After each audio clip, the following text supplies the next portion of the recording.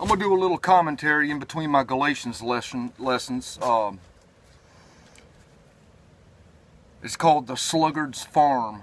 It's a commentary on Proverbs 24:32 by Charles Spurgeon.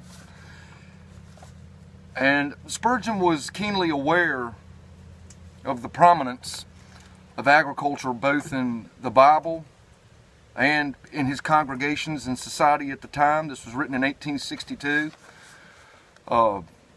People farming, living off the land was the way of life. And in Genesis, Abel tended flocks, Cain worked out in the fields. Jesus told parables of sowing and harvesting, agricultural parables for men and women in biblical times to understand what he was saying, because it was so common to till the earth with your own two hands and make your own way.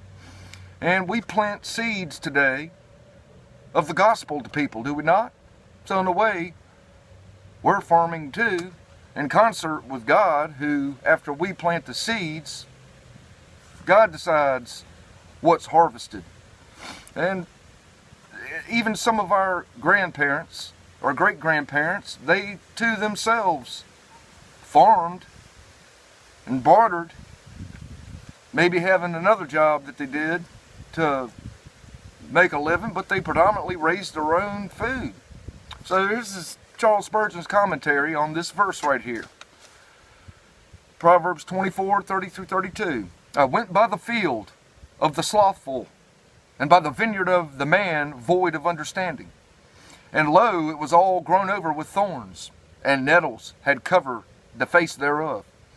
And the stone wall thereof was broken down. Then I saw and considered it well. I looked upon it and received instruction. Here's Charles Spurgeon's commentary called the Sluggards Farm. No doubt Solomon was sometimes glad to lay aside the robes of state, escape from the forms of court, and go through the country unknown. On one occasion, when he was doing so, he looked over the broken wall of a little estate which belonged to a farmer of his country. This estate consisted of a piece of plowed land and a vineyard. One glance showed him that it was owned by a sluggard, who neglected it, for the weeds had grown right plentifully and covered all the face of the ground. From this, Solomon gathered instruction. Men generally learn wisdom if they have wisdom. The artist's eye sees the beauty of the landscape because he has beauty on his mind. To him that hath shall be given, and he shall have abundance, for he shall reap a harvest even from a field that is covered with thorns and nettles. There's a great difference between one man and another in the use of the mind's eye. We may find instruction everywhere. To a spiritual mind, nettles have their use, and weeds have their doctrine. Are not all thorns and thistles meant to be teachers to sinful men? Are they not brought forth of the earth on purpose, that they may show us what sin has done, and the kind of produce that will come when we sow the seed of rebellion against God? I went by the field of the slothful, and by the vineyard of the man void of understanding. Again, says Solomon, I saw and considered it well. I looked upon it and received instruction. Whatever you see, take care to consider it well, and you will not see it in vain. You shall find books and sermons everywhere, in the land and in the sea, in the earth and in the skies. And you shall learn from every living beast and bird and fish and insect, and from every useful and useless plant that springs out of the ground. We also gather rare lessons from things that we do not like. I am sure that Solomon did not in the least degree admire the thorns and the nettles that covered the face of the vineyard, but he nevertheless found instruction in them. Many are stung by the nettles, but few are taught by them. Some men are hurt by briars, but here is one who was improved by them. Wisdom has a way of gathering grapes of thorns and figs of nettles, and she distills good from herbs which in themselves are noisome and evil. Do not fret, therefore, over thorns, but get good out of them. Do not begin stinging yourself with nettles. Grip them firmly, and then use them for your soul's health. Trials and troubles, worries and turmoils, little frets and little disappointments may all help you if you will. Like Solomon, consider them well, look upon them, and receive instruction. As for us, we will now first consider Solomon's description of the sluggard. He is a man void of understanding. Secondly, we shall notice his description of the sluggard's land. It is all grown over with thorns, and nettles have covered the face thereof. When we have attended to these two matters, we will close by endeavoring to gather the instruction with this piece of ground may yield to us. Check my time, okay? First, think of Solomon's description of the sluggard, the slothful man. Solomon was a man whom none of us would contradict, for he knew as much as all of us put together. And besides that, he was under divine inspiration when he wrote this book of Proverbs. Solomon says, a sluggard is a man void of understanding, right? The slothful does not think so. He puts his hands in his pockets, and you would think from his important air that he had all of the Bank of England at his disposal. You can see that he is a very wise man in his own esteem, for he gives himself airs which are meant to impress you with a sense of his superior abilities. How he has come by his wisdom it would be hard to say. He has never taken the trouble to think. And yet, I dare not say that he jumps at his conclusions, because he never does such a thing as to jump. He lies down and rolls into his own conclusion. Yet he knows everything and has settled all points. Meditation is too hard a work for him, and learning he could never endure. But to be clever by nature in his delight. He does not want to know more than he knows, for he knows enough already, and he yet knows nothing. The proverb is not complimentary to him, but I am certain that Solomon was right when he called him a man void of understanding. Solomon was rather rude according to the dainty manners of the present times, because this gentleman had a field and a vineyard. And as poor Richard saith, when I have a horse and a cow, every man biddeth me good tomorrow. How can a man be void of understanding who has a field and a vineyard? Is it not generally understood that you must measure a man's understanding by the amount of his ready cash? At all events, you shall soon be flattered for your attainments if you have attained unto wealth. Such is the way of the world, but such is not the way of Scripture, whether he has a field and a vineyard or not. Solomon says if he is a sluggard, he is a fool. Or if you would like to see his name written out a little larger, he is a man empty of understanding. Not only does he not understand anything, but he has no understanding to understand with. He is empty-headed if he is a sluggard. He may be called a gentleman. He may be a land proprietor. He may have a vineyard and a field. But he has none the better for what he has. No. He is so much the worse because he is a man void of understanding and is therefore unable to make use of his property. I am glad to be told by Solomon so plainly that a slothful man is void of understanding, for it is useful information.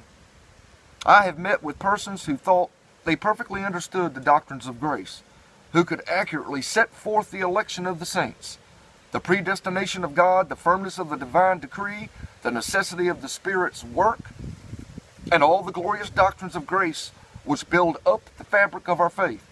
But these gentlemen have referred from them these doctrines that they have to do nothing. And thus they have become sluggards. Do-nothingism is their creed. They will not even urge other people to labor for the Lord, because say they, God will do his own work. Salvation is all of grace. The notion of these sluggards is that a man is to wait and do nothing. He is to sit still and let the grass grow up to his ankles in the hope of heavenly help. To arouse himself would be an interference with the eternal purpose, which he regards also altogether unwarrantable.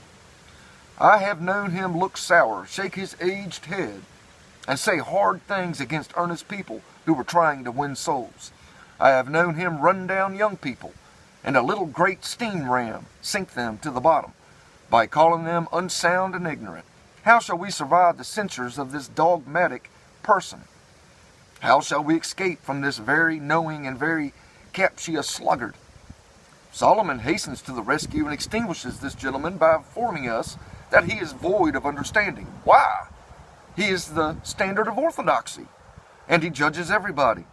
Yet Solomon applies another standard to him and says he's void of understanding. He may know the doctrine, but he does not understand it. Or else he would know that the doctrines of grace lead us to seek the grace of the doctrines, and that when we see God at work, we learn that he worketh in us, not to make us go to sleep, but to will and to do of his good pleasure. God's predestination of a people and his ordaining them unto good works, that they may show forth his praise. So if you or I shall from any doctrines, however true, draw the inference that we are warranted in being idle and indifferent about the things of God, we are void of understanding. We are acting like fools. We are misusing the gospel. We are talking and taking what was meant for meat and turning it into poison. The sluggard, whether he is sluggish about his business or about his soul, is a man void of understanding. As a rule, we may measure a man's understanding by his useful activities. This is what the wise man very plentifully and plainly tells us. Certain persons call themselves cultured, and yet they cultivate nothing. Modern thought, as far as I've seen anything of its actual working, is a bottle of smoke, out of which comes nothing solid. Yet we know men who can distinguish and divide, debate and discuss, refine and refute, and the while the hemlock is growing in the furrow and the plow is rusting. Friend, if your knowledge, if your culture, if your education does not lead you practically to serve God in your day and in your generation, you have not learned what Solomon calls wisdom. And you are not like the Blessed One, who was incarnate wisdom, and who we read that he went about doing good. A lazy man is not like our Savior. My Father worketh hitherto, and I work. Man is not like... True wisdom is practical. Boastful culture vapors and theorizes. Wisdom plows its field. Wisdom hoes its vineyard. Wisdom looks to its crops. Wisdom tries to make the best of everything. And he who does not do so, whatever may be his knowledge of this, of that, or of the other, is a man void of understanding. Why is he void of understanding? There's two sides to wisdom. It is not because he has opportunities which he does not use. His day has come. His day is going. And he lets the hours glide by to no purpose. Let me not press too heartily upon anyone, but let me ask you all to press as heartily as you can upon yourselves while you inquire each one of himself. Am I employing the minutes as they fly? This man had a vineyard, but he did not cultivate it. He had a field, but he did not till it. Do you, brethren, use all your opportunities? I know we each one have some power to serve God. Do we use it? If we are his children, he has not put one of us where we are not necessity useless. Somewhere we may shine by the light which he has given us, though that light be only a farthing candle. Are we thus shining? Do we sow beside all waters? Do we in the morning sow our seed, and in the evening still stretch out our hand? For if not, we are rebuked by the sweeping censure of Solomon, who saith that the slothful is a man void of understanding. Having opportunities, he did not use them. And next, being bound to the performance of certain duties, he did not fulfill them. When God appointed every Israelite should have a piece of land, under the admirable system which made every Israelite a landowner, he meant that each man should possess his plot. not to let it lie waste, but to cultivate it. When God put Adam in the Garden of Eden, it was not that he should walk through the glades at which the spontaneous luxuriance of the fallen earth, but that he might dress it and keep it. And he had the same end in view when he allotted each Jew a piece of land. He meant that the holy soil should reach the utmost point of fertility through the labor of those who owned it. Thus, the possession of the field and the vineyard involved responsibilities upon the sluggard which he never fulfilled, and therefore he was void of understanding. What is your position, dear friend? A father? A master? A servant? A minister? A wife? Well, you have your farms and your vineyards in those practical spheres. But if you do not use those positions aright, you will be void of understanding. Because you neglect the end of your existence, you miss the high calling which your Maker has set before you.